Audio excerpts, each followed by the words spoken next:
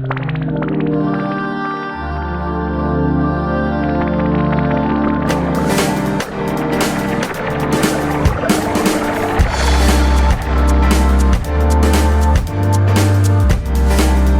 m'occupe de tout ce qui est mécénat d'abord, donc c'est rechercher des partenaires, entreprises comme particuliers, pour soutenir le château sous différentes formes. On utilise surtout un certain nombre de supports de communication, des dossiers de prospection, des brochures.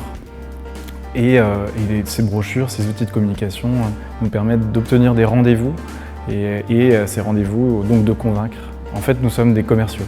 Je travaille sur des listings, je travaille à de la prospection, à de la fidélisation. J'envoie énormément de mails à mes mécènes, je reste en contact permanent avec eux. Et puis après, il y a la journée sur le terrain, donc le plus souvent le mardi, qui est le jour de fermeture du musée. Et en fait, le jour de fermeture du musée est véritablement pour nous le jour le plus actif. Pas mal d'organisation.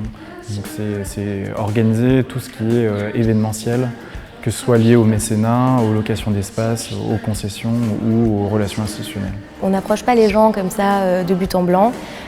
Souvent, c'est des gens qui nous présentent, c'est des gens qu'on invite à des événements, à des soirées, à des visites un peu spéciales. On a tous des parcours très différents. Beaucoup ont fait de l'histoire de l'art, des écoles de commerce, des IEP. Donc vraiment, il n'y a pas un profil qui mène au métier de chargé de mécénat, mais de nombreuses voies d'y arriver. C'est pas forcément un background intellectuel qu'il faut, mais vraiment être plutôt malin, arriver à obtenir ce que l'on veut avec peu de moyens.